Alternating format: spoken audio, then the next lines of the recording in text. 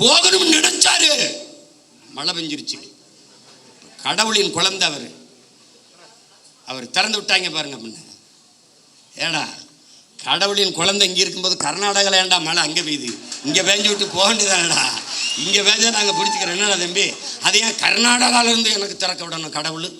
கடவுளின் குழந்தை இங்கே இருக்கும்போது பெரம்பூரில் ஏன் நின்றீர்கள்? ஏன் நின்றீர்கள்? நீங்கள் சொல்றீங்களா இல்லை உங்கள் கட்சிக்காரன் சொல்லுவாங்க, நான் சொல்லுவேன். இத்தனை தொகுதி இருக்கும்போது திருச்சி கிழக்கை தேடி போய் ஏன் நின்றீர்கள்? பெரம்பூரில் மதம், திருச்சி கிழக்கில் சாதியும் மதம். நீங்க என்ன பேசுறீங்க? சாதியை ஒழித்து விட்டேன். உங்களை ஒழிக்காம எப்படி சாதி மதத்தை ஒழிக்க?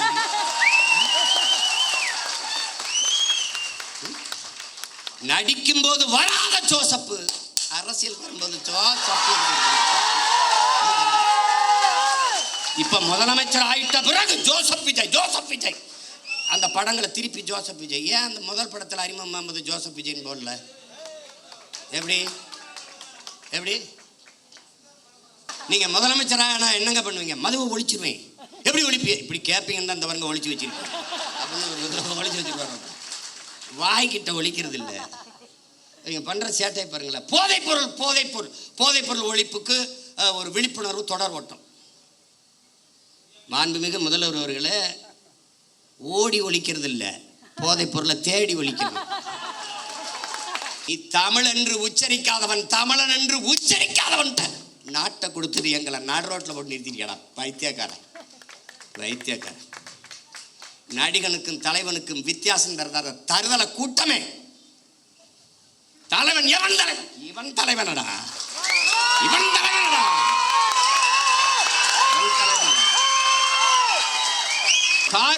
கார் வாங்கிட்டா இன்னும் உங்க ஆத்தா பத்தா தாலி எடுத்து வித்தாடா வாங்கணும். என்னடா பென்ஸ் கார் வாங்கிட்டாரு சீமான். பென்ஸ் கார் ஃப்ளைட் வாங்கி ஓட்ட போய் ஃப்ளைட்.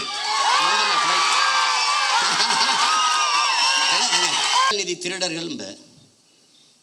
திரள் நிதி திருடன் இவ்வளவு நாள் சொல்லிக்கிட்டு இருந்தவன் யாரு? திருட்டு நிதிக்காரன். இப்ப சொல்ற இவைக்கு இப்ப யாரு? பிளாக் டிக்கெட் காரன்.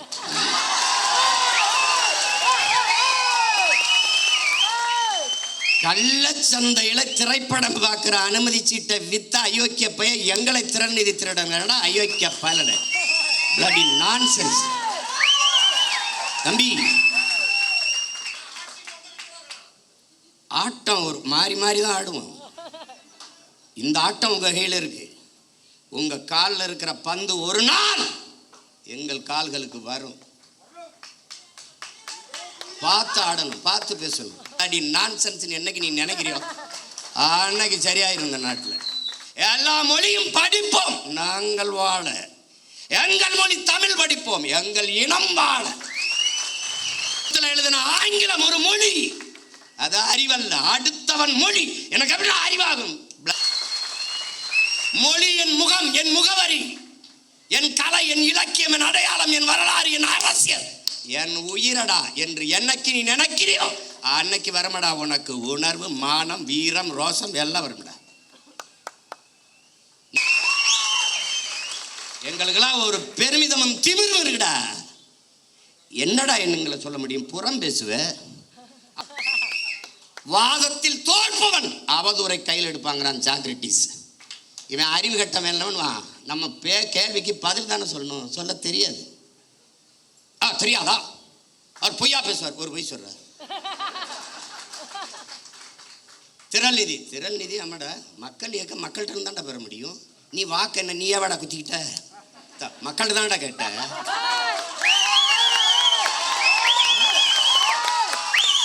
நான் வாக்கையும் கேட்கிறேன், வலிமையும் கேட்கிறேன். இனமாகவும் பணமாகவும் என் மக்கள் தான் எங்களோட நிற்கணும். கட்சி காசுல ஒரு தேநீர் இருந்த மாட்டோம்டா நாங்க. திரள் நிதி காசுல எங்களை இந்த சும்பப்பில் உலகம் பூரா எத்தனை கோடி மக்கள் எங்களை உயிரா நேசிச்சு பெத்த பிள்ளை போல நேசிக்க எத்தனை பேரன்பு கொண்ட எங்க சொந்தக்காரங்க. அவன் என்னடா அந்த காரு, இந்த பிச்சைக்கார காரு நாங்க வேணாம்னு வச்சிருக்கோம்டா. அதெல்லாம் வேணாங்க, எனக்கு இது போதும் அப்படின்னு. அது என் மருமே ஒரு நாள் இந்த காரில் வண்டியில் வந்துட்டு அவர் திடீர்னு, மாமா இவ்வளோ தூரம் பயணத்தில் இது எப்படி மாமா? அவராக காசை கட்டி வாங்கிட்டு வந்து நிறுத்திட்டு போனாப்புல. பொறுக்கலை. இப்போ நான் சொந்தமாக விண்ணூர்தி வாங்கி ஓட்டினா என்னடா பண்ணுவேன்?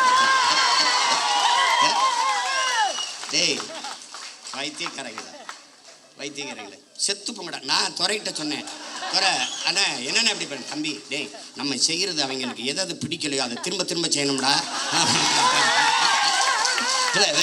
டேய் நம்ம பேசுறது அவனுக்கு எரிச்சலாக இருக்காடா, அதே பேச.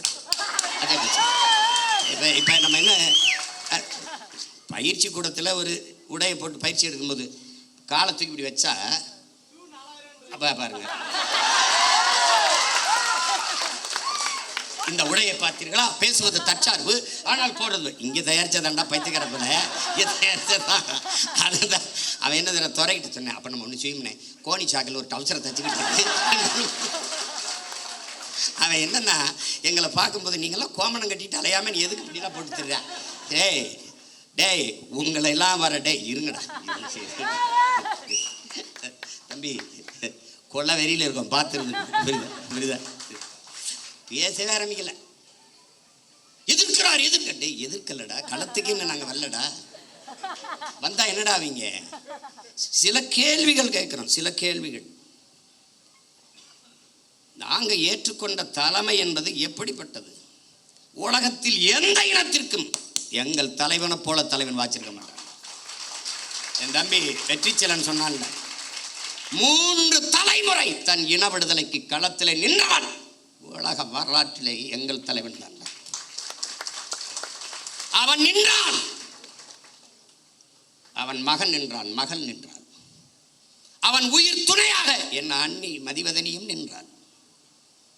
இறுதி கட்டத்தில் தன் தாயும் தந்தையும் களத்திலே கொண்டு நிறுத்தினான், தன்னோடு வைத்திருந்தான். 3 தலைமுறை, 3 தலைமுறையும் தன் இன விடுதலைக்கு பலியானது உலக வரலாற்றிலே என் உயிர் தலைவன் பிரபாகரனும் அவன் குடும்பம். எத்தனை பெருமைடா, சொல்லி முடிக்க முடியாது. அவ்வளவு பெரிய வரலாறு. அவன் பிரபாகரன் என்பது பெயர் சொல்லல்ல, அவனே ஒரு பேரினத்தின் வரலாறு.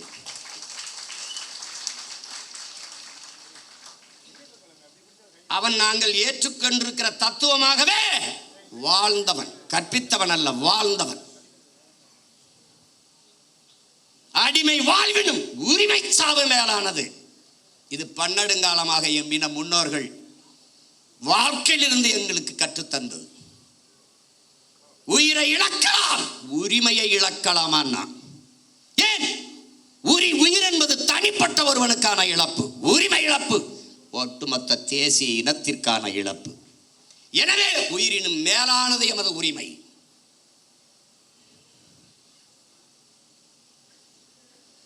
மண்டியிட்டு வாழ்வதை விட மானத்தோடு மடிவது மேலானது. சரணடைந்து வாழ்வதை விட சண்டையிட்டு சாவது மேலானது.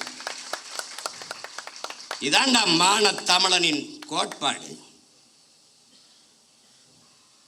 தமிழுக்கு அமுதென்று பேர், அந்த தமிழ் இன்பத்தமிழ் எங்கள் உயிருக்கு நேர்னு பாடினா புரட்சி பாவலன்.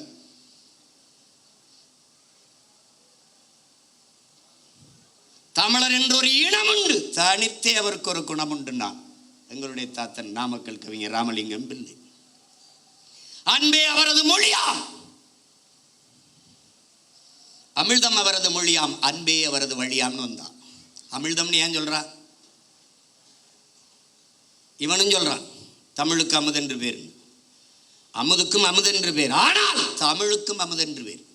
அமிழ்தம் அவரது மொழியாம், அன்பே அவரது வழியாம். அமிழ் தமிழ் தமிழ் தமிழ் தமிழ் தமிழ் தமிழ் தமிழ் தமிழ் தமிழ் தமிழ் என்று வேகமாக சொல்லிக்கொண்டே நீ போனால் அது தமிழ் தமிழ் தமிழ் என்று கேட்கும். தமிழ் தமிழ் தமிழ் தமிழ் என்று வேகமாக சொல்லிக்கொண்டே போனால் அது அமிழ் அமிழ் அமிழ் அமிழ் என்று கேட்கும். அதனால் தமிழுக்கும் அமுதென்று பேர். தமிழர் என்று ஒரு இனம் உண்டு, தனித்தே அவருக்கு ஒரு குணம் உண்டுன்னா அதோட நிறுத்திட்டான் அவன். ஒருத்தன் வந்தா தமிழர் என்று ஒரு இனம் உண்டு, தனித்தே அவருக்கு ஒரு குணம் உண்டு, மானமும் வீரமும் அவருக்கு உயிர் என்று உலகத்திற்கு காட்டியவன் நம் உயிர் தலைவன் மேதகவி பிரபாகரன் அவர்கள். என்ன பெருமைடா உனக்கு இல்ல? யாரா நீ? தமிழன் பெருமைக்குரியவன். காரணம், தமிழ் பெருங்குடியில் பிறந்ததனாலேயே தமிழன் பெருமைக்குரியவன். நம் புரட்சி பாவலன். நீ யாரா? நீ தமிழன். நான் தமிழன், நீ தமிழன். அந்த திமிரும் நிமிர்வும் வந்து விட்டால் நம்மளை ஒரு ரூபாயை வீழ்த்த முடியாது. ஏன் போட்டோம், எதுக்கு போட்டோம், வேட்பாளர் இவன் படிச்சிருக்கானா, யாரு இவரா நம்ம ஒரு எம்எல்ஏ, அவருக்கே தெரியல. இவர் சீட்டு கொடுத்தோமா ஜெயிச்சாரா, இவர் மந்திரியா, என்ன செய்யறதுன்னு தெரியல.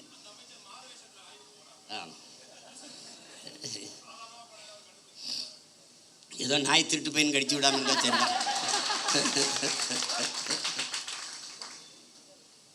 நமக்கு ஒரு கனவு இருக்கிறது, நம் தலைவர் நமக்கு கையளித்த பெருங்கனவு இருக்கிறது.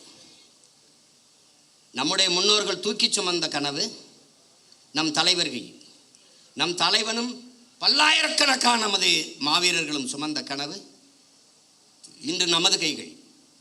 களம் வேறு, காலம் வேறு, கனவு ஒன்றுதான். தம்பி வெற்றிச்செலன் சொன்னது போல நான் முன்வைத்ததுதான், இலக்கு ஒன்றுதான், நம் இனத்தின் விடுதலை.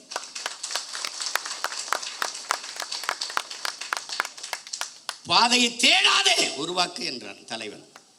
ஹிட்லர் சொல்றான், அங்க என்னடா பார்த்துக்கிட்டு இருக்கேன், பாதையவா தேடி இறங்கி நட, அது பாதையாகும்னா. இறங்கி நடந்தான் தலைவன், பாதையாச்சு. நமக்கு சொன்ன பாதையை தேடாதே உருவாக்குன்னு, நடந்தோம், உருவாகி விட்டது, இலக்கை குறித்தாகிவிட்டது. அங்க இருக்கு பாதை சரியானது, பயணம் தெளிவானது, உழைப்பு கடுமையானது, உண்மையானது, வெற்றி உறுதியானது. ஆனால் காலம், அதுதான் தம்பி துரை சொல்றான், என் வெற்றியை நீ தள்ளி போடலாம், ஆனால் ஒருபோதும் தடுத்து விட முடியாது.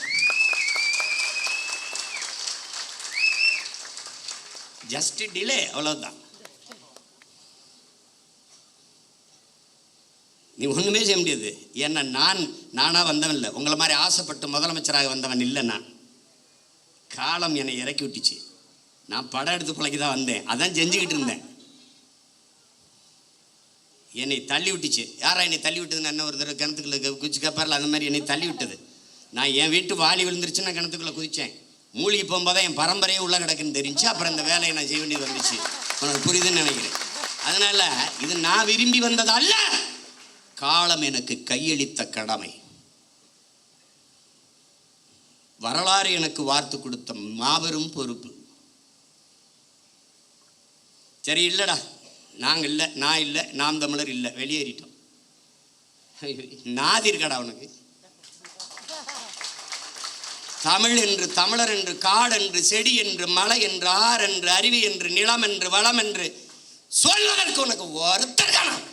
ஒரு வீர மகன் வருத்தம் கிடையாது.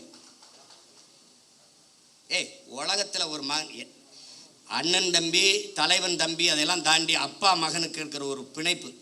என் தங்கச்சி கூட சொல்லுவாள், அவன் வரும்போது தம்பி அவன் தான், போகும்போது மூத்த மகனாக போனான்னு பேட்டியில் சொல்லியிருப்பாள். வேறு எனக்கு ஒரு தலைவன் தன் பிள்ளையை ஊருக்கு அனுப்பும்போது இங்கே வர சாக துணிஞ்சிருங்க, எல்லாமே உங்களுக்கு சாதாரணமாக போயிடும். சத்தியம் சொல்கிறேன். இந்த பாரு, என்கிட்ட சொல்லி அனுப்பும்போது ஒரே வார்த்தை தான், சாக துணிஞ்சிருங்க, உங்களுக்கு எல்லாமே சாதாரணமாயிரும். இல்லைன்னா அன்னைக்கு காங்கிரஸ் ஆண்டுகிட்டு இருக்கு, இங்கே திமுக ஆண்டுகிட்டு இருக்கு, ஒரு பையன் இவ்வளோ கூட்டம்லாம் இல்லை, ஒத்தை மகன் கருத்தரவா கத்தி. எனக்கு இவன் வரவெல்லாம் பாடம் எடுக்கிறது, கொள்கை உறுதியை பற்றியும் நிலைப்பாடு பற்றியும் எனக்கு கூட்டணி வச்சுருவாப்ல, பாட்டு சொல்கிறான். வைத்துக்காரடே போகிறதுன்னு ஆயிடுச்சு, போய் அங்கிட்டு போய் எதாவது பொழைச்சிட்டு போவாங்க, போகிற போக்கில் அதை புலம்பிட்டு போகாது. கூட்டணி வைக்கிறதுன்னா எத்தனை பேர் பேசியிருப்பான். ஒரு விழுக்காடு விழுக்காடு வைக்கிறவன்ட்டு அவளை பேசும்போது 8.5 விழுக்காடு 36 லட்சம் வாக்கை தொட்டவனை எவ்வளோ பேரம் பேசியிருப்பான். போயிருக்க முடியாதா?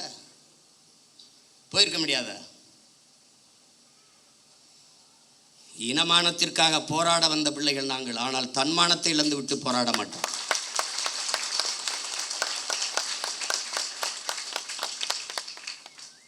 தோத்துட்டு போகிறோம், யார்கிட்ட தோக்குறோம்?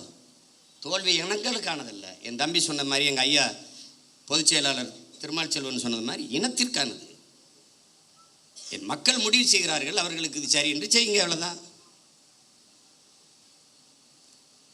சாதி பார்த்து போடாதே ஓட்டு, போட்டால் அந்த ஓட்டு எனக்கு தீட்டுன்னு பேசுனது நாம். புறக்கணிக்கப்பட்ட ஒதுக்கப்பட்ட ஆதி தமிழ் சமூக மக்களுக்கு தேடி தேடி தேர்தல் நிற்க வாய்ப்பு கொடுத்தது நாம். ஆதி தமிழ் குடிகளுக்கு 16ல் 22 தொகுதி பொது தொகுதியிலே நிறுத்தினது நாம். 21ல் 16 தொகுதிகளை தேர்வு செய்து பொது தொகுதியிலே நிறுத்தினது நாம். பிறகு இந்த போது எல்லாருக்கும் நாவிதர், குயவர், வண்ணார், இது இந்த மாதிரி பழங்குடி மக்கள், ஷெட்யூல் ட்ரைப், இந்த மாதிரி இவங்களுக்கெல்லாம் கொடுக்க வேண்டியதுனால தச்சர், இவங்களுக்கெல்லாம் நிராகரிக்கப்பட்ட தமிழ் சமூகம். ஒரு தடவை கூட அவன் வென்றதில்லை. எவ்வளோ பெரிய வரலாற்றில் எவ்வளோ பெரிய துயரம் பாரு. இவன் சோசியலிசம் வா, கம்யூனிசம் வா, ரெவல்யூஷன் வா, அது வா, ஒன்றும் கிடையாது, ஒருத்தனும் செய்யலை. அதனால் இந்த வாட்டி 8 இடம் கொடுத்தோம். ஆனால் நாங்கள் சாதியை ஒழிச்சு விட்டோம்னு. எங்கே சாதியை ஒழிச்சு? மாண்புமிகு தமிழக முதல்வர் ஜோசப் விஜய் அவர்கள் இத்தனை தொகுதி தமிழ்நாட்டில் இருக்கும்போது பெரம்பூரில் ஏன் நின்றார்? ஊடகங்களை துண்டிக்காமல் போடணும்.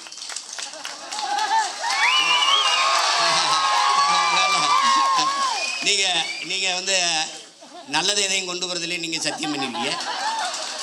நாங்கள் நல்லதை தவிர எதையும் பேசுறதுலேயும் நாங்கள் சத்தியம் பண்ணியிருக்கோம். ஆட்சி எப்படி நடத்துவோம்னு படமாக போட்டு காட்டினேன். ஒரு துளி காட்சியே போடலை. ஏன்? அவங்களுக்கு நல்ல ஆட்சி வருவதோ நல்ல அரசியல் அமைவதோ அவங்களுக்கு விருப்பம் கிடையாது. நீங்கள் போடணும், நான் கேள்வி எழுப்புறேன். சட்டமன்றத்திலேருந்து அங்கே எழுப்பியிருப்பேன். இப்போ இல்லை, இந்த அரங்கத்தில் இத்தனை ஆயிரம் மக்களுக்கு இடையில் எழுப்புறேன், என் தம்பி தங்கைகளுக்கு இடையில். பெரம்பூரில் ஏன் நின்றீர்கள்? ஏன் நின்றீர்கள்? நீங்கள் சொல்கிறீங்களா இல்லை உங்கள் கட்சிக்காரன் சொல்லுவாங்க, நான் சொல்லுவேன். இத்தனை தொகுதி இருக்கும்போது திருச்சி கிழக்கை தேடி போய் ஏன் நின்றீர்கள்? பெரம்பூரில் மதம், திருச்சி கிழக்கில் சாதியும் மதம். நீங்கள் என்ன பேசுறீங்க? சாதியை ஒழித்து விட்டேன். உங்களை ஒழிக்காம எப்படி சாதி மதத்தை ஒழிக்க?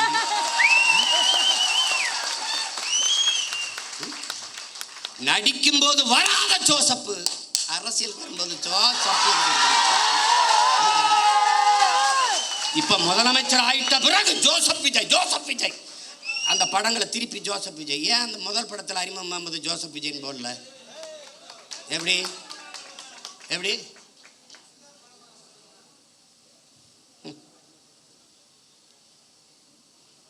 ஊழலஞ்சத்தை ஒழிச்சு விட்டா, ஊழலஞ்சத்தை ஒழிச்சு விட்டா. எங்கிட்ட ஒழிச்சிய? என் தம்பி மதுரமுத்து மதுவை ஒழிச்ச மாதிரியா? நீங்க முதலமைச்சராக நான் என்னங்க பண்ணுவீங்க? மதுவை ஒழிச்சிருவேன்.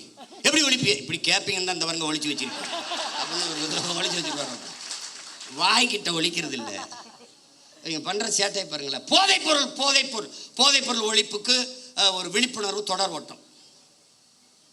மாண்புமிகு முதல்வர் அவர்களே, ஓடி ஒழிக்கிறது இல்லை, போதைப் பொருளை தேடி ஒழிக்கணும். இப்போ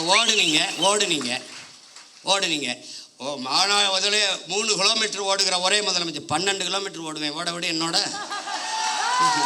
டேய், என் தம்பி பாலாட்ட கேளு. எல்லாரும் ஒய்எம்சிக்குள்ள ஓடுறான், ஒய்எம்சியை சுற்றி ஓடுறான்டா கருவா பையம்மா. அவனை போய் கேளுங்க. இதெல்லாம் ஒரு பெருமை. போதைப்பொருளை ஒழிஞ்சிருச்சா? நீங்கள் ஒழிஞ்சிருச்சா? போதை என்பதற்கான வரையறை என்ன? மாண்புமிகு முதல்வர் அவர் ஜோசப் விஜய் அவர் இல்லை. போதை என்பது போதைப் பொருளுக்கானது என்ன? திடப்போதை, கொக்கைன், கஞ்சா, அபின், மெத்தப்பட்டமேன், அப்புறம் வேற என்ன இருக்கு? அபின், குட்கா, இதெல்லாம் தான் போதைப் பொருள் நினச்சிக்கிட்டு இருக்கீங்க. அப்போ நீங்கள் இந்த தெருவுக்கு திறந்திருக்க டாஸ்மார்க், அதில் விற்கிற பீரு, பிராண்டி, விஸ்கி, ரம்மு, ஜின்னு, ஒயின், இதெல்லாம் கரும்புச்சாரா இல்லை பழச்சாரா இல்லை கோயிலில் கொடுக்குற புனித நீர் தீர்த்தமா? அது என்ன பேர்? அது எப்படி? இவங்க மாற்றம் என்னங்கிற? என்ன மாற்றங்கிற? இதே பேசுறது நம்ம மாற்றம்னு சொல்றதுனால மாத்திட்டோம், நாங்க மாற்றம். என்ன மாற்றம்? என்ன மாற்றம்? இந்த திராவிட கட்சிகள் 1/2 நூற்றாண்டுகளாக வெறும் செய்தி அரசியல், விளம்பர அரசியல் தான் செய்தது. சேவை அரசியல் செய்யவில்லை, செய்யாது. தேர்தல் அரசியலே செய்தது, மக்கள் அரசியல் செய்யாது. அதேதான் இவர் செய்தது. இங்க இருந்து போறோம், இப்ப வெளியில போய் பார்க்கிறோம். பேருந்து நிலையங்கள் முழுக்க பதாகை. மக்கள் காசை வீணடிக்க மாட்டார். அதில் வச்சிருக்காப்புல 717 சில்லறை மதுக்கடைகளை மூடியது வெற்றி தமிழகம், வெற்றியை நோக்கி தமிழகம். அப்படி சிரிச்சு உட்கார்ந்துருக்காப்புல. இதைத்தான் அவர் பண்ணாப்புல. அவர் என்னன்னா, நான் முதல்வன், செப்டம்பர் 16 குடும்ப தலைவிக்கு 1000 பூ கட்டுற ஒரு அம்மா, பாத்திரம் தைக்கிற அம்மா படத்தில் இருக்கு. நான் தினம் திரும்பி பார்த்தே போவேன்ல, நான் வேறு புதுச்சேரியிலேருந்துல வரணும் தினம் உள்ள தெருவில் பூரா பார்க்குறேன். நிறைய பேருந்து கிடக்கிறேன்ல, பேருந்து நிலையங்களை பார்ப்பேன். அவர் அப்படியே உட்காந்துருப்பார் ஐயா. இப்போ இவர் உட்காந்துக்கிட்டு இவர் இப்போ இருங்க வரேன். அப்புறம் சிங்கப்பெண் பெண்கள் பாதுகாப்புக்கு சிங்கப்பெண் சிறப்பு படை, அதுக்கு ஒரு விளம்பரம், அப்படி சிரிச்சுக்கிட்டு இருக்காப்புல. அதுதான் சட்டசபையில் பேசிட்டீங்க, சொல்லிட்டீங்க, செய்தி நாளேடு முழுக்க தொலைக்காட்சி முழுக்க வந்துருச்சு, மக்களுக்கு தெரிஞ்சிருச்சு. அப்புறம் அதுக்கு இவ்வளவு கோடிகளை செலவழித்து தெருவா விளம்பரம் இதுக்கு? இதுதான் செய்தி விளம்பர அரசியல். இவங்க ஒன்லி ரீல்ஸ் தான், நோ ரூல்ஸ். ரூல் பண்ணுறது இல்லை, ரீல் தான். இன்னைக்கு என்ன போடலாம்? பேருந்தில் போகலாம். பேருந்தில் அப்போ அதுக்கு தான் போக்குவரத்து துறைக்கு ஒரு அமைச்சர் போட்டிருக்கீல, தமிழன் விஜய் பார்த்திபன். பேரை வச்சுக்குவான் கில்லி சரத்குமார், திருப்பாச்சி வெட்டர்வான், எதையோ ஒன்று வச்சுக்கிறது பேரை வச்சுக்கிட்டு சூப்பர் ஆயன் அப்படி எதோ ஐயா வச்சுக்கிற மாதிரி எதையோ வச்சுக்கிறது. அவன் இந்த சரத்குமாருங்கிற அவன் எப்படிப்பட்ட வீரன்? அது கிள்ளி சரத்து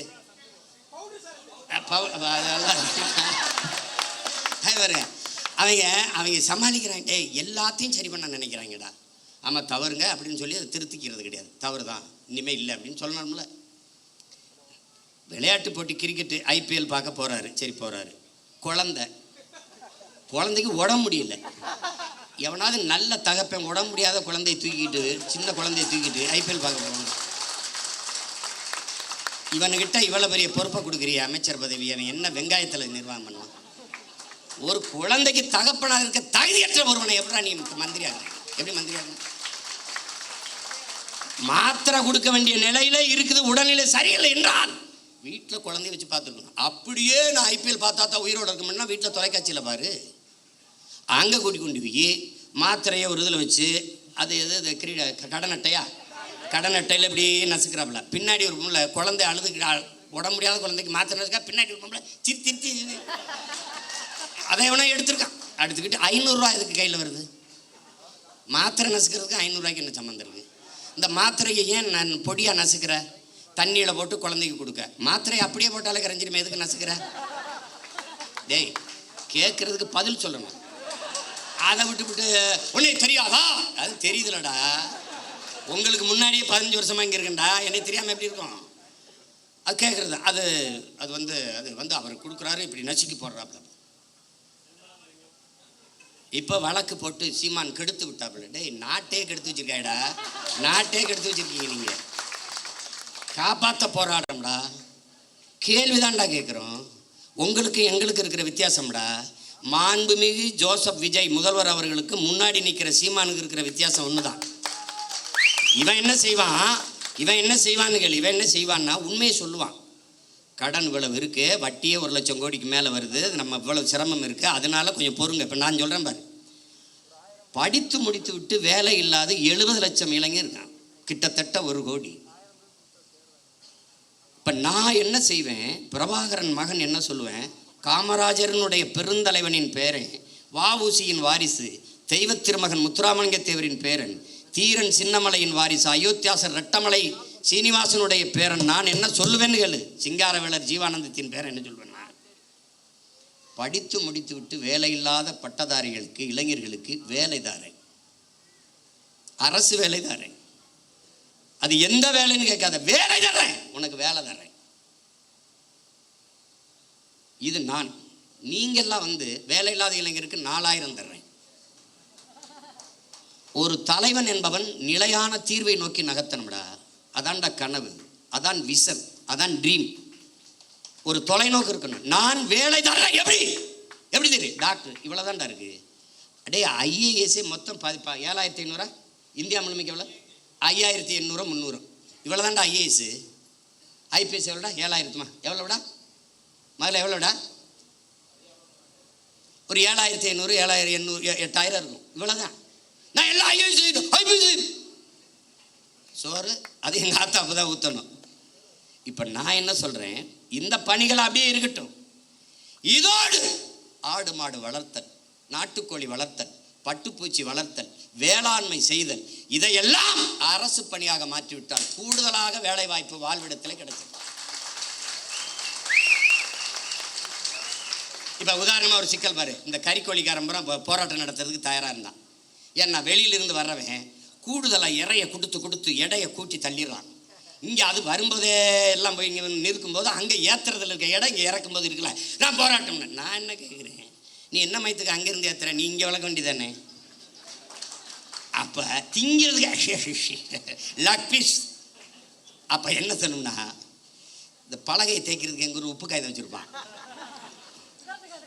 நீ தானே இந்த ஆடு மாடு வளர்க்குறது அவமானமாக பேசினவன் தம்பி, இந்த வலையொலியில் இருக்குன்னா குறித்து வச்சுக்கணும் தோற மகளே, குறித்து வச்சுக்கணுமா? டே அவனை இவன்தாப்பா கொண்டாப்பா நாக்க போடுறாங்க, இழுத்துக்கடை நல்லா தேய்ச்சி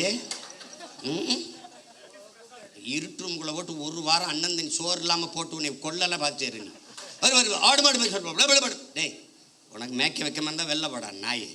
சீனக்காரன் 1 லட்ச ரூபாய் மாதம் சம்பளம், மாடு ஆடு மேய்க்க எனக்கு ஆட்கள் தேவைன்னொன்னா பல ஆயிரக்கணக்கில் விண்ணப்பிச்சுட்டான். நான் கேட்டேன், சீனாக்காரன் சொன்னால் ரசிக்கிற, சீமான் சொன்னால் சிரிக்கிறேன், ஏன்டா அவனுக்கு என்னடா பிரச்சனை? ஆள் தான் பிரச்சனை. இப்போ என் தம்பி துறை சொல்கிறான்ல, நானே இப்போ யுவான் ஷுவாங் மாதிரி கவான் ஷிங் ஃபிங்ஷன் ஒரு பேரை வச்சுக்கிட்டு ஏதோ பேசியிருந்தேன்னு வச்சுக்கேன், என்னம்மா பேசுகிறான் யாவன்? ஒரு கோட் போட்டுக்கணும் இல்லை வம்படியா நான் நீ, ஏன்னா அவர் கலட்டிட்டாரு, இப்போ நான் போடணும்னு இருக்கேன். ஏன் நீங்கள் தான் போடுவீங்களா, நாங்கள் போட மாட்டோமா? நம்ம என்ன அப்படி போட்டுருவோம். இங்கே ஒரு டை ஒன்று கட்டிட்டு ஆமாம், அவர் இங்கே வச்சா போட்டு நான் இங்கே வைக்க போகிறேன்.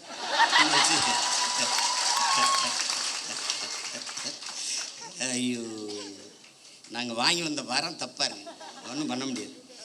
அவன் அப்படி.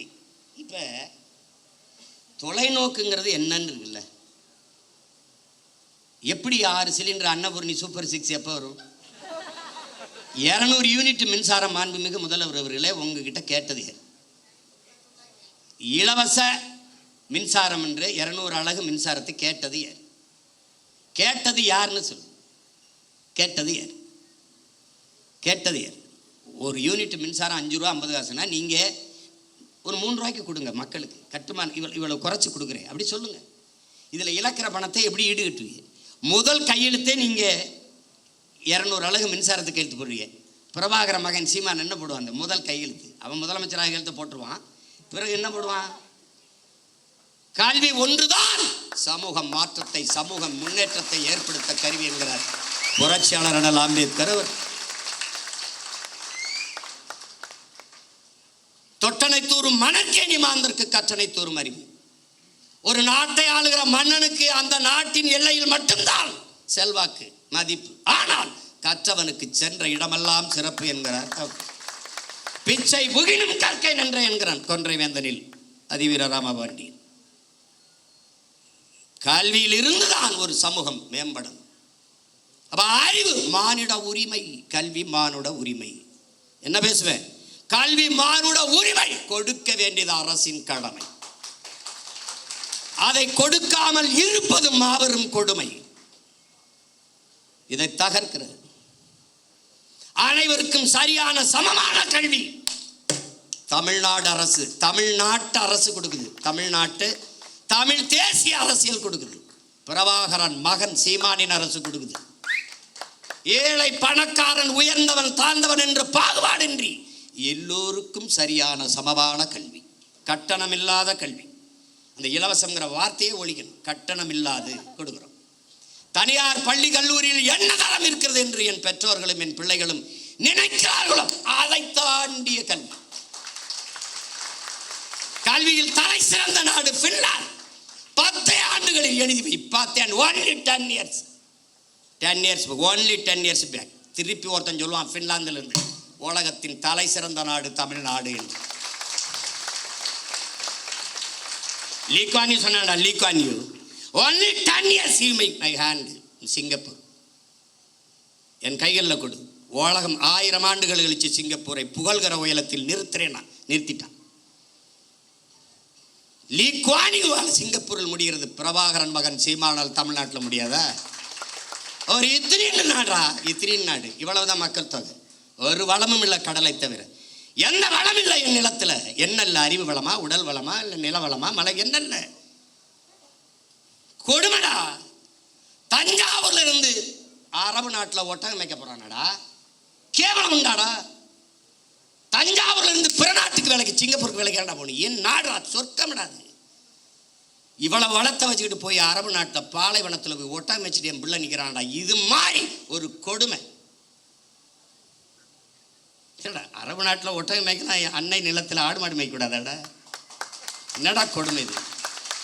எங்களை ஆடு மாடு மேய்க்க சொல்ல, ஒன்னே மேய்க்க சொல்ல பரதேசி இக்காலி பல, ஒன்னே நான் மேய்க்க சொல்லடா. போடா, எழுதி வச்சுக்கடா. ஒரு நாள் அவசர கூட்டம் எங்கே நடக்குதுங்க? இந்த கூட்டு பண்ணையில் நடந்துக்கிட்டு இருக்குங்க. அங்கே உட்காந்துருக்காரு முதலமைச்சர், எல்லா அமைச்சரும் உட்காந்து போயிட்டு இருக்காங்கன்னு. நீ அங்கே வருவேன். 2000 ஏக்கரில் பண்ணை இருக்கும், அங்கே கூடாரம் இருக்கும், உட்காந்துக்கிட்டு அங்கே நாங்கள் வளர்த்து நாட்டுக்கோழி வந்துக்கிட்டு இருக்கோம். அங்கே ஆட்டுக்கறி பிரியாணி போயிட்டு இருக்கோம், அவன் சாப்பிட்டுருப்பான். டேய், இதெல்லாம் நான் சாதிச்சு காட்டிட்டு சாகலைன்னா நான் பிரபாகர மகன்லடா.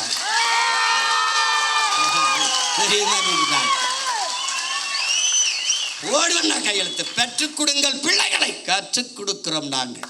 பிள்ளைகள் உங்கள் வீட்டின் செல்வங்கள் அல்ல, தமிழ் தேசிய நாட்டின் செல்வங்கள். முடிஞ்சு. நீ பெத்துட்டியா, 3 வயசுல ஒப்படைச்சிட்டு வெளியேறிடணும். பிள்ளைக்கும் அரசுக்குமானது. நான் கேட்பேன், என்ன படிக்கிற ஐயா? ஐயா நான் வந்து டாக்டர், போயா. ஐயா நான் இன்ஜினியர், போயா. ஐயா எனக்கு பாடுறது பிடிக்கும், பாடியா. ஐயா எனக்கு ஓடுறது பிடிக்கும், ஓடியா. அதுக்குன்னு வரக்கூடாது, தொலைச்சி போடுவேன் உன்னை. ₹1 கல்வி கிடையாது. தொடக்க கல்வி முதல் ஆராய்ச்சி கல்வி வரை என் பிள்ளைக்கு தரமான கல்வி, ₹1 கட்டணம் இல்லாமல். அப்படி போட்டியலா கையெழுத்து? 200 அலகு மின்சாரம் இலவசம்னு கையெழுத்து போட்டு ₹1000 கட்டினவன் 4000 கட்டிட்டு வீட்டில் அழுதுகிட்டு இருக்கான். இப்போ வளைவலை திருப்பினா 7000 கட்டினேன், 17000 வந்துருக்கு. இதில் வீட்டில் 5 மணி நேரம் 6 மணி நேரம் மின்சாரம் இருக்கு, அதுக்கே இவ்வளோ கட்டணும். நம்ம வீட்டிலலாம் இந்த மின் ஊக்கி வச்சு ஓட்டிக்கிட்டு இருக்கோம், கடப்பட கடப்படன்னு ஓட்டிக்கிட்டு இருக்குது. காலக்கொடுமை, காலக்கொடுமை. ஏதோ நடந்து வச்சே. எங்கள் ஊரில் சொல்லுவான், பிச்சை எடுக்கிற மாதிரி கனவு கண்டா பெருமையாக ஒருத்தட்டையும் சொல்ல முடியாது லட்சியமா அப்படின்னு. இவங்க போட்டாங்க. இப்போ இன்னும் கொஞ்ச நாள் கழித்து நாங்கள்லாம் டிவி கேக்கு போட்டோம், விசிலுக்கு போட்டோம்னு எவனும் சொல்ல மாட்டான். விசிலை முழுங்கினவன் எப்படி இருப்பான்? முழி. இப்போ நம்ம பயிலுக ஐயோ இந்த வீடு அடிக்கிறான் அப்படிலாம் அல்லாதீங்க, விசில் அடிக்க சரியாயிரும். அப்போ வைத்தியகார பள்ளி இது கரூரில் உங்களுக்கு மனிதாபிமானம் இருக்கா? நீங்கள் இருக்கணும். டேய், மனிதாபிமானத்தின் மொத்த உருவம்டா நாங்கள். எங்களை பார்த்து பேசாதடா. கேட்கிற கேள்விக்கு பதில் சொல்லு. வேற்று நாட்டு இராணுவம், இன்னொரு நாட்டு இராணுவம், என் இனத்தின் பகை நாட்டின் இராணுவம் இலங்கை.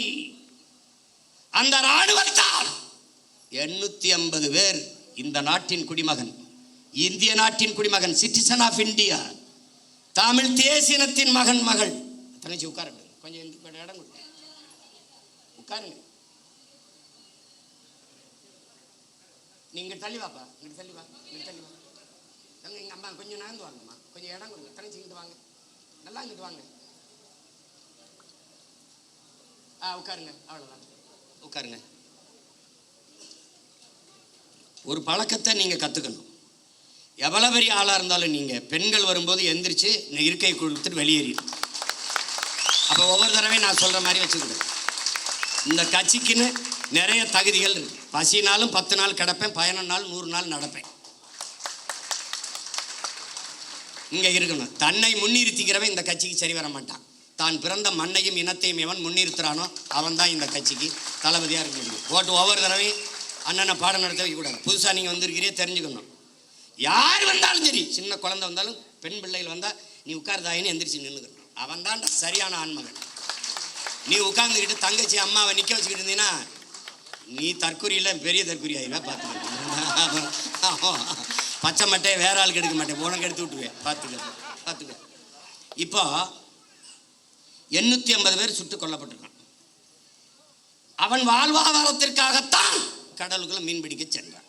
அவன் படகு பறிக்கப்பட்டிருக்கு, சிறைபிடிக்கப்பட்டிருக்கா, சித்தவதை செய்யப்பட்டிருக்கா, கொலை செய்யப்பட்டிருக்கா. இந்த செத்து பிணமா வந்தவன் வீட்டிற்கு எவ்வளவு பணம் உதவித்தொகையாக, ஊக்கத்தொகையாக, வாழ்வாதாரத்திற்கு கொடுக்கப்பட்டது? யாராவது ஒருத்தன் சொல்லு. எந்த அரசாக இருந்தாலும் யாராவது ஒருத்தன் சொல்லு கொடுக்கப்பட்டிருக்கா? இல்லை. அவன் குடும்பத்துக்கு வேற்று நாட்டு இராணுவத்தால் சுட்டுக் கொல்லப்பட்ட தன் நாட்டு குடிகளில் எவனுக்காவது ஒருத்தனுக்கு அரசு வேலை அவன் குடும்பத்தில் கொடுக்கப்பட்டிருக்கா? இல்லை. அப்பா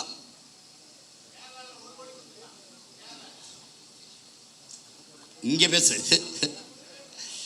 ஏதாவது கொடுக்கப்பட்டிருக்கா? இல்லை. பெரும் வெள்ளத்தில் இதே தலைநகரிலே பல குடும்பங்கள் செத்து மிதந்திருக்கு, பல பேர் உயிரற்று உடல் மிதந்து போயிருக்கு. அந்த குடும்பங்கள்லாம் இவ்வளவு ஒரு பேரிழப்பை சந்திரிச்சுக்காங்கன்னு அரசு பண்ணி கொடுக்கப்பட்டிருக்கா? இல்லை.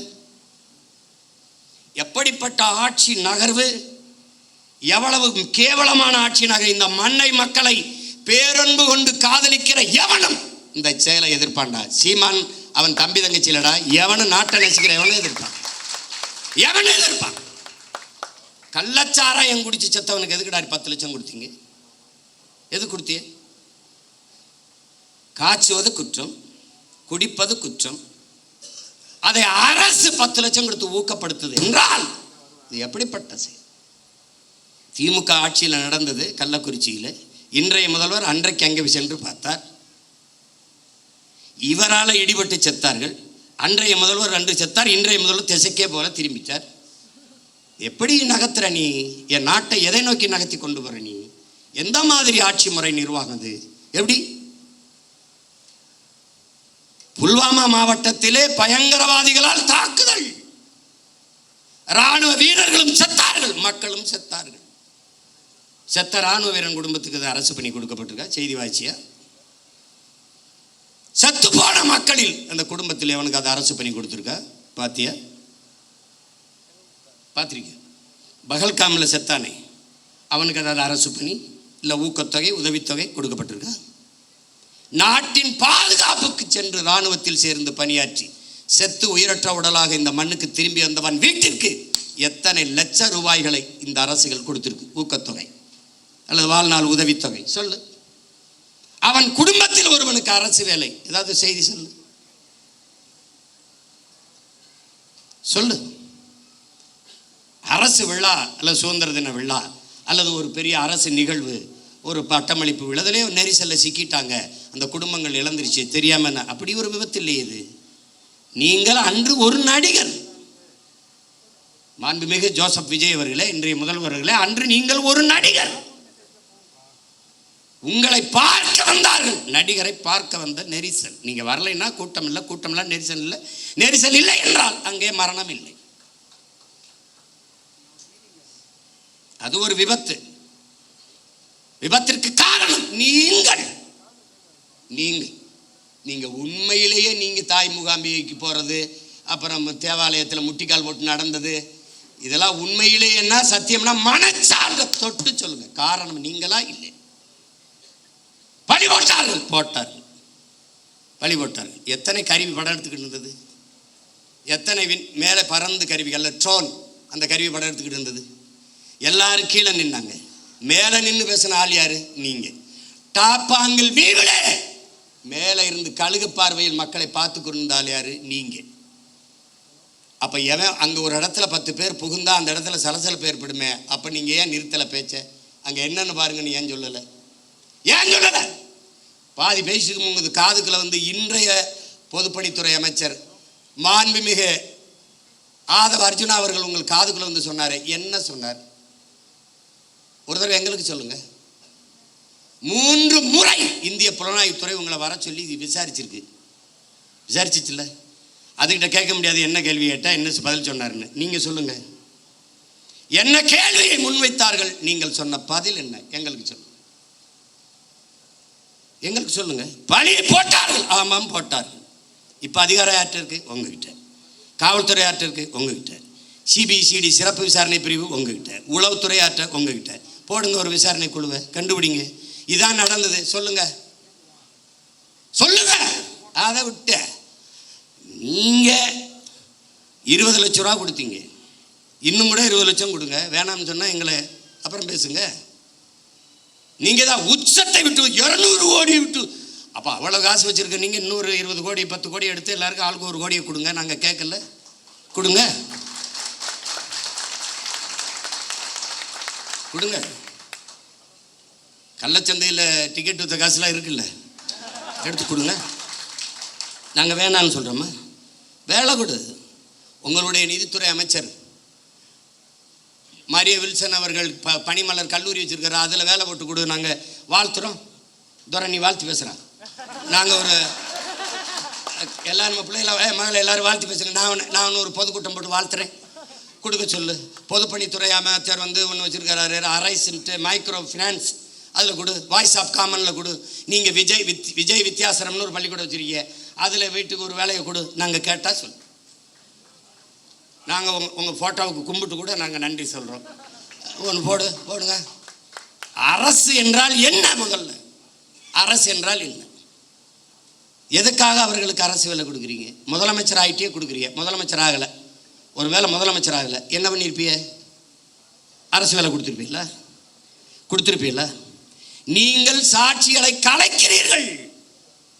குற்றத்தில் நேரடியாக சம்பந்தப்பட்ட பாதிக்கப்பட்டவர்களை நீங்கள் விலை கொடுத்து வாங்குகிறீர்கள். நாளைக்கு என்ன விசாரணை நடக்கும்? நான் ஆட்சிக்கு வந்துட்டேன், விசாரிக்கும் போது இவனுக்கு பூரா நீ காசை கொடுத்து வேலையை கொடுத்து நான் என்ன பண்ணுவேன்? அவர் மாதிரி உண்டா சாமி, அவரும் அப்படி சாமி. ஒரு நேர்மையாளனா நீங்கள் நடந்துக்கணும். நேர்மையாளனா கூடு, வேலை கொடு. நீதிபதியை சொல்கிறாங்க பாருங்க, மாண்புமிக்க நீதி என்ன சொல்லுதுன்னா, அவர்களுக்கு ஒரு சுய தொழிலை கொடுங்க. ஒரு கடை வச்சு கொடுங்க, 10 ஆடு மாடை வாங்கி கொடுங்க, ஒரு தையல் கடையை வச்சு கொடுங்க. அவர்களுக்கு என்ன தொழில் வருமோ அதுக்கு நீங்கள் தனிப்பட்ட முறையில் உங்கள் கட்சி நிதியிலையோ இதுலேயோ நீங்கள் கொடுங்க. உங்களை சுற்றி தான் பெரிய செல்வந்தர்களாக இருக்காங்களா, அவங்கள கையை காட்டி விடுங்க. விஷ்ணு ரெட்டி, இன்னும் பல ரெட்டி இருக்கான், யாருப்பா? சுஜித் ரெட்டியா, இதெல்லாம் சுஜய் ரெட்டி, அவங்கெல்லாம் தமிழ்நாட்டுக்கு சேவை செய்ய ரொம்ப வெங்கடாச்சலத்திட்ட வேண்டி வந்தவங்க. தெரியுமா தெரியாதா? பல காலம் தவம் இருந்து வேண்டி ஆந்திராவிலிருந்து தமிழ்நாட்டை எப்படியாவது நாங்கள் நல்லது பண்ணி தீர்வு.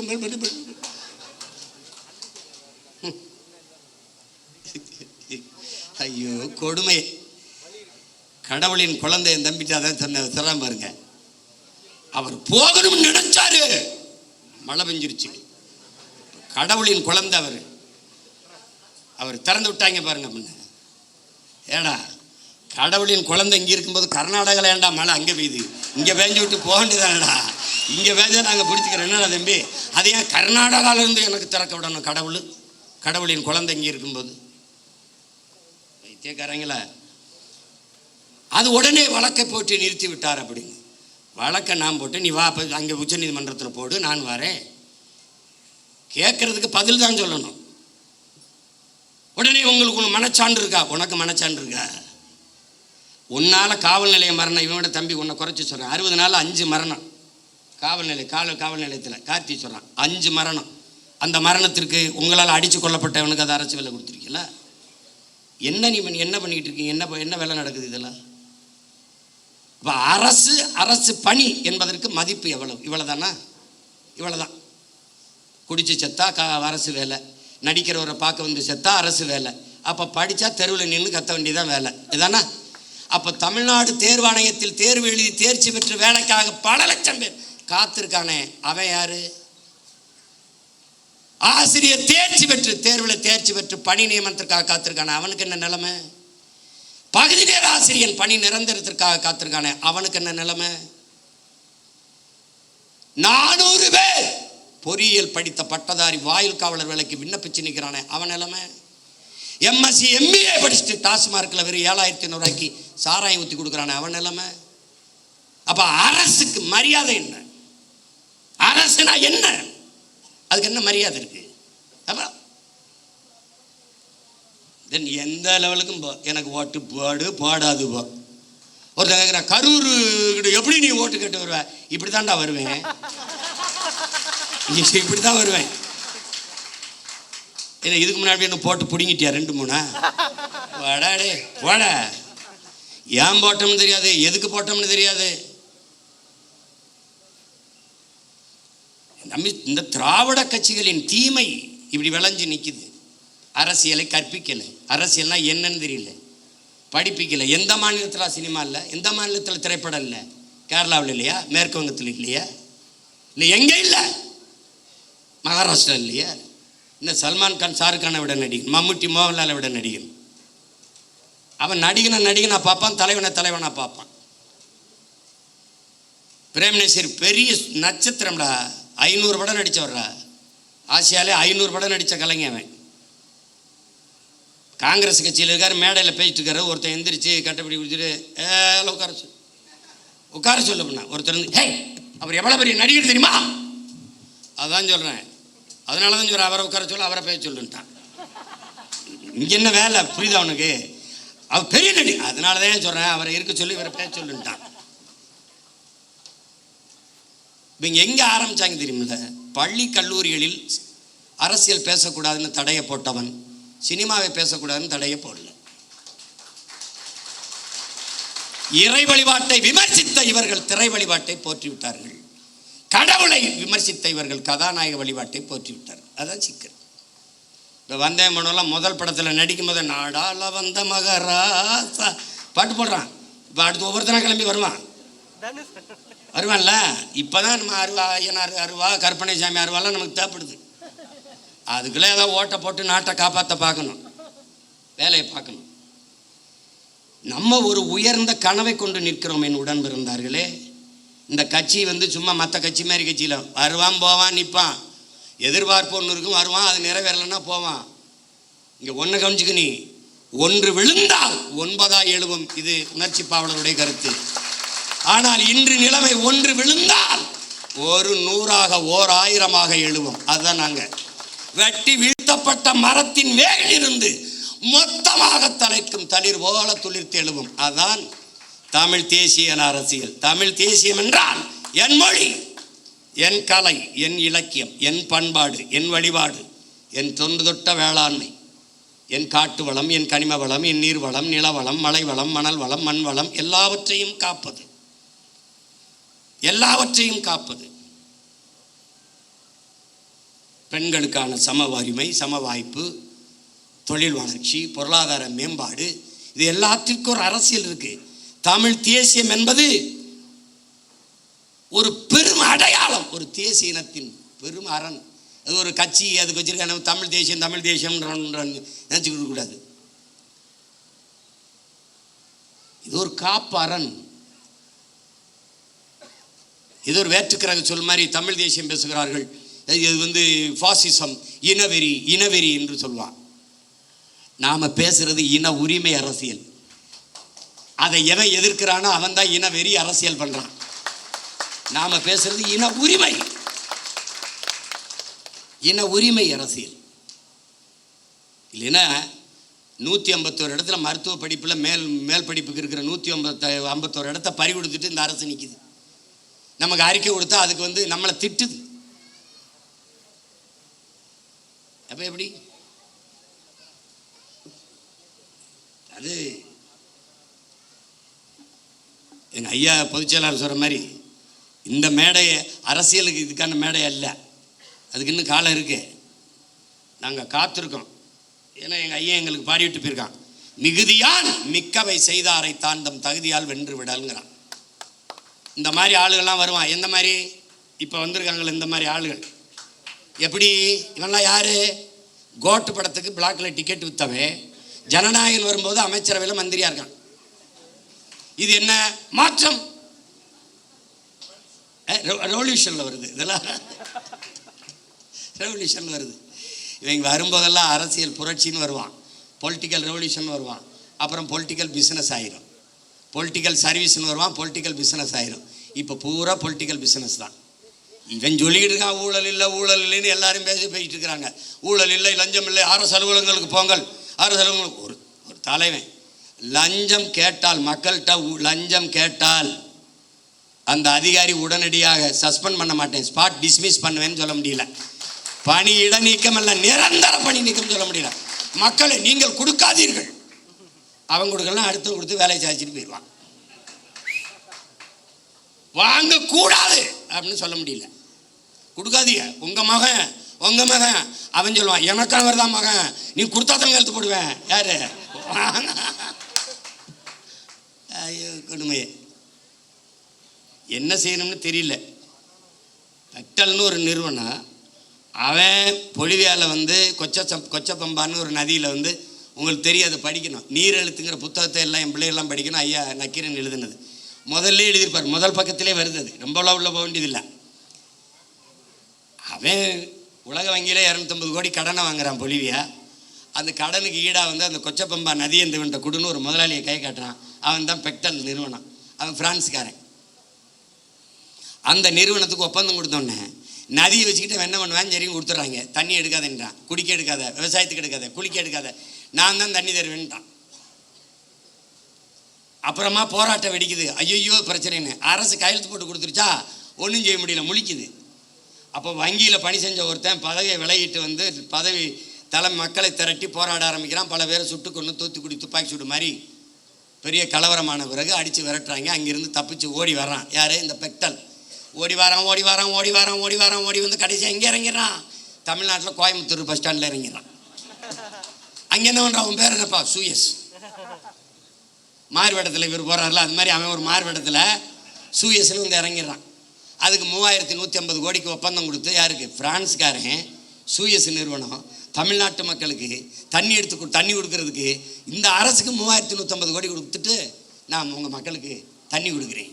எங்கேருந்து? பவானியிலிருந்து. ஏன் நதியிலிருந்து தண்ணி எடுத்து என் மக்களுக்கு கொடுக்க அவன் எனக்கு காசு கொடுத்துட்டு எப்படி? அதை நம்ம போராடி நிறுத்தி வச்சுருந்தோம். அப்போவே கேள்வி கேட்டு சண்டை போட்டேன் நான். அதை பெருமையாக பேசுனது அம்மையார் ஜெயலலிதா, பெருமையாக பேசுனது அன்னைக்கு இருக்கிற அமைச்சர் ஐயா எஸ்பி வேலுமணி அவர்கள். நாம் கேள்வி கேட்டோம். அதை விட்டுட்டு தவிச்ச வாய்க்கு தன் சொந்த மக்களுக்கு தன் தண்ணி எடுத்து கொடுக்குற தவிர உங்கள் அரசுக்கு என்ன வேலைன்னு, இதுக்கு எதுக்கு இந்த பிரான்ஸ் கம்பெனிக்கார சூயஸ்? பதில் இல்லை. இப்போ இவர் வந்து சேலம் மாவட்டத்துக்கு, சேலம் மாநகராட்சிக்கு தண்ணி கொடுக்க 1800 கோடி பேசி 350 கோடி முன்பணம் வாங்கிட்டு சூயஸுக்கு கையெழுத்து போட்டு கொடுத்துட்டார். இப்போ சேலம் மாநகராட்சிக்கு வேலை என்ன? அதை விட உங்களுக்கு என்ன வேலை? ரீல்ஸு. சொந்த மக்களுக்கு தவிச்ச வாய்க்கு தண்ணி கொடுக்கறத தவிர உங்களுக்கு என்ன வேலை? இதுக்கு வெளிநாட்டுக்கு நிறுவனம் ஒருத்தன் வரணும்னா உன் வேலை என்ன? அது இங்கே இன்னொரு கவனிக்கிறது. கடல் நீரை குடிநீராக்கி கொடுக்க போகிறோம். ஒரு மடக்கு குடிக்கிறாப்ல, அது ஒரு ரீல். 50,000 கோடி. இந்த சுத்திகரிப்பு முறை அமெரிக்காவில் இருக்குது. காப்பிரைட்ஸ் அவனுடைய உரிமம், அவன் காப்பீட்டு உரிமை அவன்கிட்ட இருக்குது. பேட்டன் ரைட் அவன்கிட்ட இருக்குது. ரிவர்ஸ் ஓஸ்மாசிஸ் முறையில் அதை சுத்திகரிக்கணும். நீ குடிக்கிற ஒவ்வொரு மடக்கும் அவனுக்கு காசு கட்டுற. இதை குடிக்கிறாரு. இப்போ 50,000 கோடிக்கு இந்த கடல் நீரை சுத்திகரித்து எங்களுக்கு கொடுக்க போறீங்களா? ஏற்கனவே அப்போலோ அக்வஃபனா கின்லே அவன் விற்றுக்கிட்டு இருக்கான். அவன் எங்களுக்கு தண்ணி கொடுக்க போகிறானா? இந்த சூயஸ் கொடுக்க போகிறானா? இது போக சல்ஜீவன் அவன் தண்ணி கொடுக்க போகிறானா? யாரா நீங்கள்லாம்? யார் நீங்கள்லாம்? யார்? ஜல்ஜீவன் யார்? ஜெகஜீவன் ராம் கேள்விப்பட்டிருக்கோம். அந்த ஜல்ஜீவன் 2 ஆண்டுகளாக நிறுத்தி வைக்கப்பட்ட ஜல்ஜீவன் திட்டத்தை நாம் இப்போது நிறைவேற்றியிருக்கிறோம். அதான் கேட்குறேன், ஜல்ஜீவன்னா யார்? எதுக்கு ஜல்ஜீவன்? இந்திய ஒன்றிய அரசு கொண்டு வருகிற இந்த குடிநீர் கொடுக்குற திட்டம். எங்கிருந்து தண்ணி? டெல்லியிலிருந்தே வருமா? எங்கிருந்து எடுப்பான்? ஜல்ஜீவனை எங்கிருந்து எடுப்பான்? என் மண்ணிலிருந்து. என் மண்ணிலிருந்து என் மக்களுக்கு தண்ணி எடுத்து கொடுக்கறத தவிர உனக்கு என்ன வேலை? என்ன வேலை? இவன் குழாயை பதிச்சு தண்ணி கொடுப்பான், ஜல்ஜீவன்.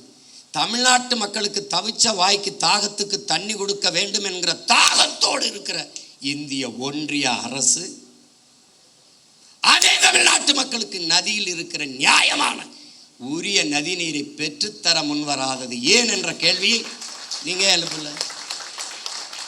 காவிரியில தண்ணியை கொடுத்தாலே 13 மாவட்டம் கூட்டு குடிநீர் திட்டத்தில் நாங்கள் தண்ணி குடிச்சிக்கிட்டு இருக்கோம். எங்களுக்கு பாதி மாவட்டத்துக்கு தண்ணி போய் அங்கே அவனுக்கு பவானி இருக்குது, இங்கே தாமிரபரணி இருக்குது. காவிரி கூட்டு குடிநீர் திட்டத்தில் பாதி மாவட்டத்துக்கு முடிஞ்சிடும். நீ அதை பெற்று தர ஏன் இந்த இந்தியா வாழ்கிற காங்கிரஸோ பாரதிய ஜனதாவோ வரவில்லை என்ற கேள்வி ஏன் நீங்கள் எழுப்பல? இந்த ஜல்ஜீவன் திட்டம் இப்போ போடுவேன், குழாயை போடுவான். எவ்வளோ நாளைக்கு கொடுப்பான்? எவ்வளோ நாளைக்கு? 6 மாதம், ஓராண்டு. அது குடிக்கிற தரத்தில் இருக்குமா? அந்த திறனில் இருக்குமா? அதுக்கு சான்றிதழ் யார் தருவா? குடிக்கணும். கொஞ்ச நாள் கழித்து காசு இல்லை. அப்போ என்ன பண்ணலாம்? தனியாருக்கு டெண்டர், ஒப்பந்தம். எப்படி? வியாபார விரிவாக்கத்திற்கு ஒவ்வொரு திட்டத்தையும் கொண்டு வந்து நீட்டுகிறார்கள், கையெழுத்து போடுற. ஐஆர்எல்ல என்ன எதுக்கு நீ நாகர்கோவில் இது பண்ணுற? நாகர்கோவில் எதுக்கு அதை திறக்கிற? கன்னியாகுமரியில் போராடி தடுத்து வைத்தது கையெழுத்து போட்டு திறக்க விடுறோம். இப்போ மறுபடியும் நான் போகணும்.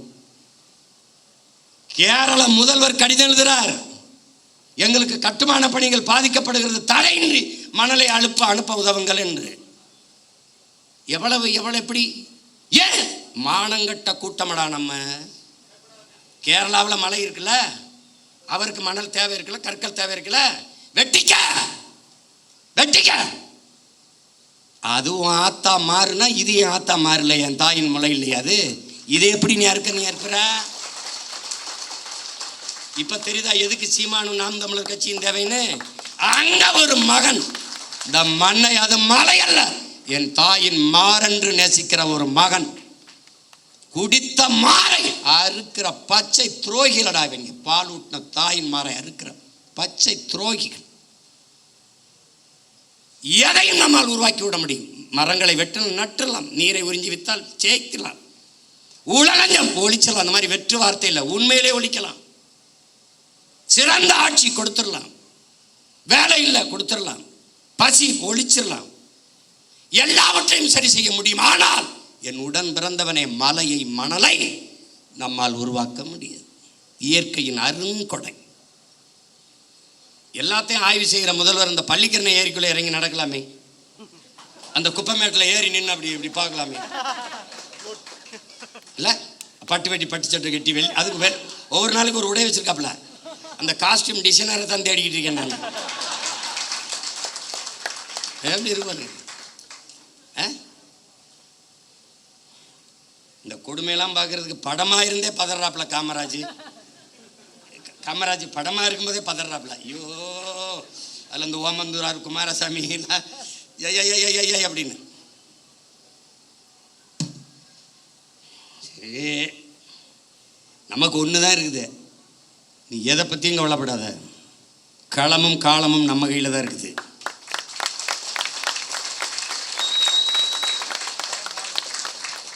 ஜோசப் விஜய் இல்லை, ஜோசப் ஸ்டாலின் சொல்கிறாப்புல. என்ன சொல்கிறாப்புல? ஸ்டாலின் அந்த ஸ்டாலினை நினச்சிக்கிருவ, ஜோசப்னா அவரை நினச்சிப்ப. ரஷ்ய அதிபர் ஜோசப் ஸ்டாலின் சொல்கிறாப்புல. எப்படி சொல்கிறாப்புல?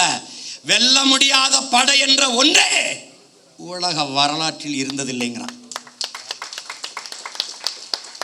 இதெல்லாம் அவ்வளோ பெரிய படை இல்லை, இதெல்லாம் ஒரு பம்பரம். சுத்தணுன்னு வேகமாக சுத்தும், எங்கே ஆணி இருக்குன்னே தெரியாது. திடீர்னு கிருகிருன்னு அங்கே போய் டொப்புன்னு வரும். அப்போ நம்ம என்ன பண்ணணும்? ஆக்கரோடு அப்படியே நிற்கணும்.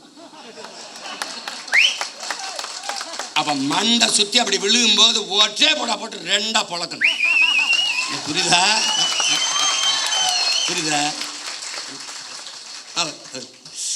இருக்குப்ப. இடைத்தேர்தலை எப்போ வைப்பாங்கன்னு நானும்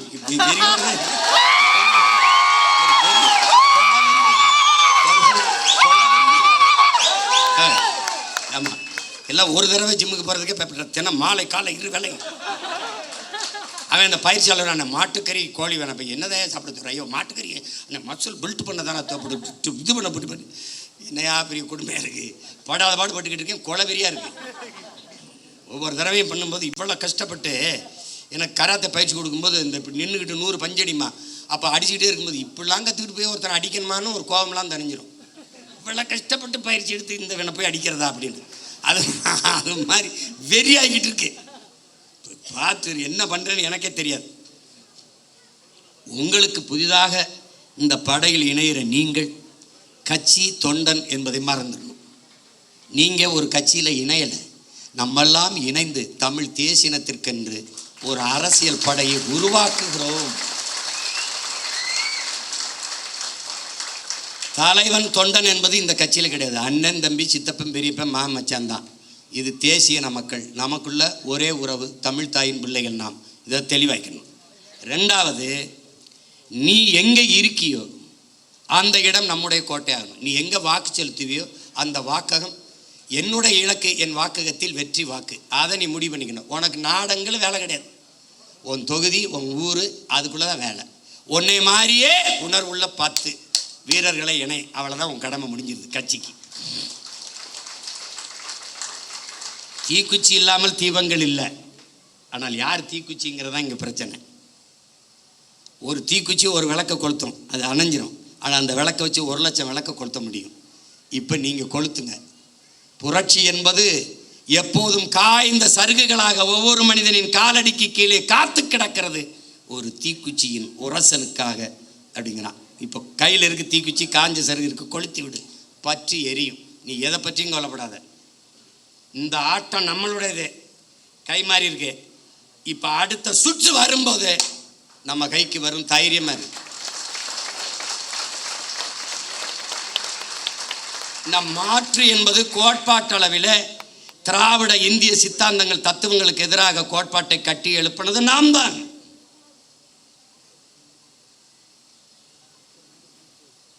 அது விளைந்து அறுவடைக்கு வருகிற போது வேற ஒரு கையில் பலன் போயிடுச்சு.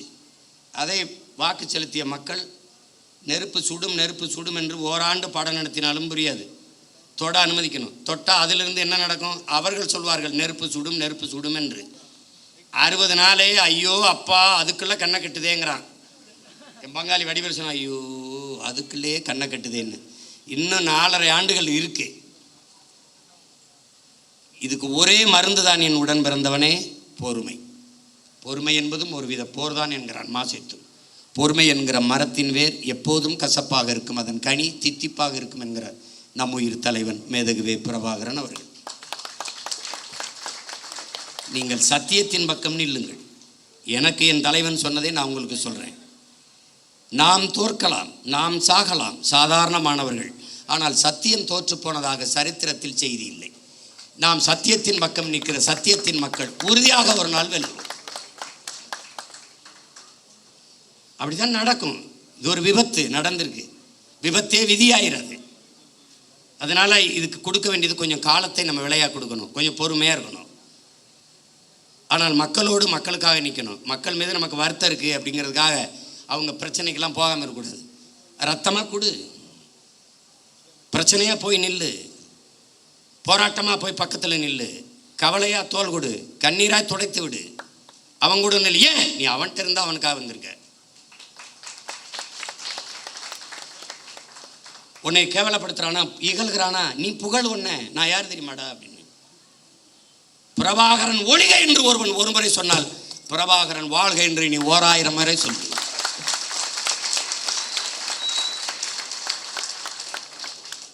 நீ சொல்லு. நம்ம வந்த பிறகுதான் இன்னைக்கு பொதுக்கூட்டத்தை எப்படி நடத்தினோம்னே மற்ற கட்சிகள் கத்துக்கிட்டு செய்யுது. பார்க்குறீல்ல, எந்த கட்சி வந்தாலும் நாம் தமிழர் கட்சியை கொடி கொடையில் பாராட்டுவதற்கு காரணம், நாம் ஒரு முடிவெடுத்தோம். சாதிக்கு ரத்த வரி உண்டு, ரத்தத்திற்கு சாதி வரி கிடையாது. எவனும் மருத்துவமனையில் போய் இந்த சாதி ரத்தம் இருந்தால் எனக்கு ஏற்றுங்கன்னு சொல்கிறதில்ல, ரத்தம் கொடுங்க தான். அது எவன் ரத்தமாக இருந்தான்னு. அதனால தான் நாம் ரத்தம் சிந்தி நம் இன விடுதலைக்கு போராடியதாலேயே ரத்தத்தை கொடையாக கொடுத்தோம், உறுப்புகளை கொடையாக கொடுக்குற வழக்கத்தை தொடர்ந்து செய்து வருகிறோம். எத்தனை ஆயிரக்கணக்கான மரக்கண்டுகளை இந்த மண்ணில் நட்டு வளர்த்துருக்கிறோம்.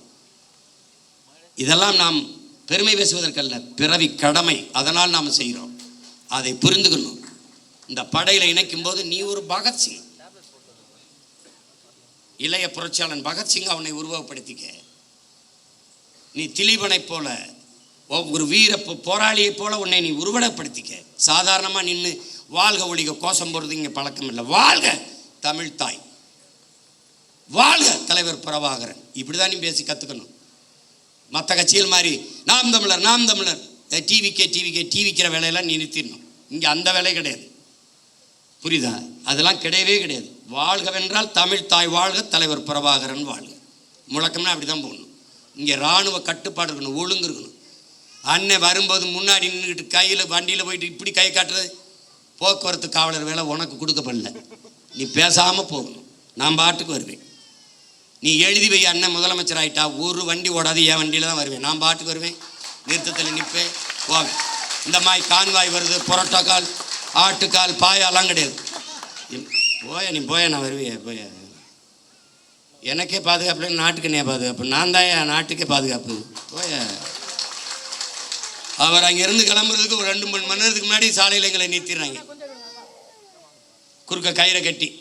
அண்ணன் வந்தோடனே இந்த போலீஸ்லாம் பாவம் பார்த்து திரும்பிக்கிறது, எதாவது கேட்பாரோன்ட்டு. என்ன பண்ண போகிற தங்கச்சி தம்பி என்ன நான் நின்றுக்கிட்டே இருக்க வேண்டியது இருக்குது. போகிறவரெல்லாம் பாவமாக இருக்குது. பள்ளிக்கூடத்து பிள்ளை இங்கிட்டு கடக்கிறதுக்கு ஒரு கயிறை குறுக்க கட்டிப்பிடுறாங்க. இதை இவங்களை ஒழிக்கணும்டா, இவங்களை தொலைக்கணும். கொடுமையா இருக்கு. இந்த 3ஆம் தேதி ஒரு ரீல் போடலாம்னு இருந்தாப்புல, அதுக்குள்ள அவன் சிவகுமார் வந்தால் கலவரம் வந்தால் நான் பொறுப்பு இல்லைன்ட்டாப்புல. அது மழை பெஞ்சிருச்சு, திறந்து விட்டான். பொறுக்கல, இவங்க நாடகம் ஜெயிக்க முடியலன்னு பெஞ்சு விட்டாப்புல. அதனால இது முதல் சந்திப்பு தான். நம்ம இன்னும் நிறைய சந்திச்சு பேசுவோம். பல ஊர்களில் இருந்து உணர்வு எழுச்சியோடு வந்திருக்கிறீங்க. நம்ம தேர்தலில் தான் தோற்றுகிறோம். அவர்கள் சொல்கிறபடி வெற்றி தோல்வி அதில் அவர் அதிகப்படியாக வாக்கு வாங்கியிருக்கிறார்கள். அதை மக்களின் நம்பிக்கைன்னு கூட வச்சுக்கலாம். நமக்கு நம்பிக்கை நம்ம மீது குறைவாக இருக்குது, அது அவ்வளோதான். இந்த தடவை நம்பிக்கை இல்லாத அடுத்த தடவை இந்த பிள்ளைகளுக்கு வாய்ப்பு கொடுக்கலாமுங்கிற எண்ணம் வர நம்மளால் வைக்க முடியும். நம்பிக்கையோடு களத்தில் நில்லுங்கள். ஒன்று தான் உங்கள் அண்ணன் உங்களுக்கு சொல்லுவேன், நீங்கள் இந்த மண்ணுக்கும் மக்களுக்கும் இந்த மொழிக்கும் இனத்திற்கும் உண்மையாக இருங்கள். நான் உங்களுக்கு உயிராக இருப்பேன் என்கிற உறுதியை உங்கள் அண்ணன் தருகிறேன். நாம் தமிழர் பிள்ளை என்பவன் தனியாக இருக்கணும், அவனுக்கு தனியாக தெரியணும், தனித்துவம் இருக்கணும். அவன் ஏற்றுக்கொண்டிருக்க தலைவன் பிரபாகரன் பெயரை உச்சரிக்க தகுதி வச்சிருக்கணும், ஒழுக்கமாக இருக்கணும், அதை கடைப்பிடிக்கணும். அதுதான் இந்த கட்சிக்கு போக போக உங்களுக்கு எல்லாமே உங்களுக்கு தெரிய வந்துடும். பிள்ளைகள் எல்லாம், இளம் பிள்ளைகள் எல்லாம் ரொம்ப நேரம் கால் கெடுக்க தங்கச்சியெல்லாம் நிற்கிறாங்க. நம்ம நிறைய பேசலாம், நிறைய இன்னும் காலங்கள் இருக்கிறது. நீங்கள் பெருமைக்குரியவர்கள், பெருமை மிக்கவர்கள், பெருமை மிக்க ஒரு பேரினத்தின் பிள்ளைகள். நாம் இன்று வீழ்த்தப்பட்டிருக்கிறோம். நாம் வென்றே தீர வேண்டும். இது வரலாற்றின் காலத்தின் தேவை, வரலாற்றின் பெருங்கடமை என்பதை உணர்ந்து இந்த அரசியல் புரட்சி படையில் உங்களை நீங்கள் இணைத்து கொண்டிருப்பதில் நான் பெரிதும் மகிழ்கிறேன். நீங்கள் என் முன்னாடி இவ்வளவு எழுச்சியோடு அமர்ந்திருப்பது எனக்கு பெரும் நம்பிக்கையும் உற்சாகத்தையும் தருகிறது. உங்கள் அனைவருக்கும் புரட்சிகரமான வாழ்த்துக்களும் வணக்கமும். புரட்சி எப்போதும் வெல்லும், நம் வெற்றி அதை சொல்லும். நம் இலக்கு ஒன்றுதான், இனத்தின் விடுதலை. இனம் ஒன்றாவோம், இலக்கை வென்றாவோம். தமிழ்தாய் வாழ்க, தலைவர் பிரபாகரன் வாழ்க.